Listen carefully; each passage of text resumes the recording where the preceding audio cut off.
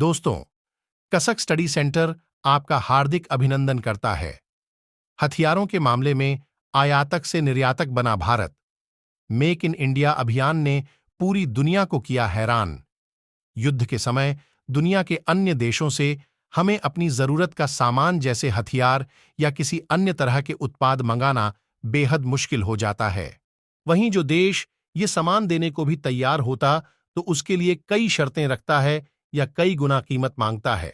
ऐसे में आत्मनिर्भरता या मेक इन इंडिया अभियान बेहद जरूरी हो जाता है। भारत सरकार डिफेंस सेक्टर में आत्मनिर्भर भारत अभियान चला रही है। देश के डिफेंस सेक्टर को और सशक्त बनाने के साथ ही नई तकनीक और इनोवेशन पर तेजी से काम चल रहा है। आज देश में लग रहे स्टार्टअप सेनाओं को नई पीढ़ी का साजो सामान उपलब्ध करा रहे हैं। भारत सरकार ने भी डिफेंस सेक्टर में स्टार्टअप को बढ़ावा देने के लिए कई तरह की स्कीमें शुरू की हैं। इसे आप कैसे देखते हैं? रिटायर्ड लेफ्टिनेंट कर्नल अमरदीप त्यागी कहते हैं कि किसी भी क्षेत्र में किसी अन्य देश पर निर्भरता अच्छी नहीं है। वहीं अगर हम देश के डिफेंस सेक्टर की बात करें तो यहां आत्मनिर्भरता बेहद जरूरी हो जाती है। केंद्र सरकार इस दिशा में काफी अच्छा काम कर रही है। मुश्किल के समय या युद्ध के समय दुनिया के अन्य देशों से हमें अपनी जरूरत का सामान जैसे हथियार या किसी अन्य तरह के उत्पाद मंगाना बेहद मुश्किल हो जाता है। वहीं जो देश ये सामान देने को भी तैयार होता तो उसके लिए कई गुना कीमत मांगता है। अगर हम 1962 के चीन युद्ध की बात करें तो उस समय हमें दुनिया का कोई भी देश हथियार या युद्ध के लिए जरूरत का सामान देने को तैयार नहीं था।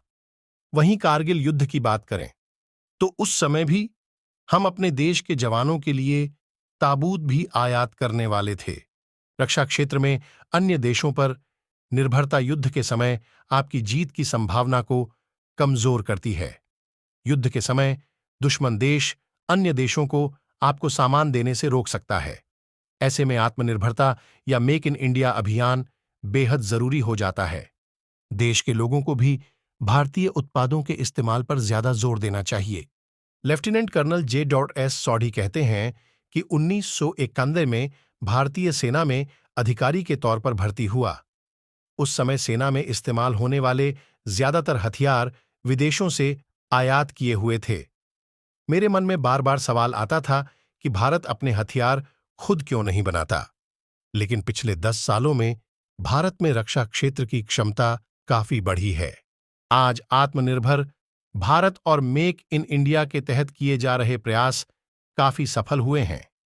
हमने पिछले वित्तीय वर्ष में 21,000 करोड़ रुपये के हथियार निर्यात किए हैं। आज हम दुनिया के 93वें सबसे बड़े हथियार निर्यातक देश हैं।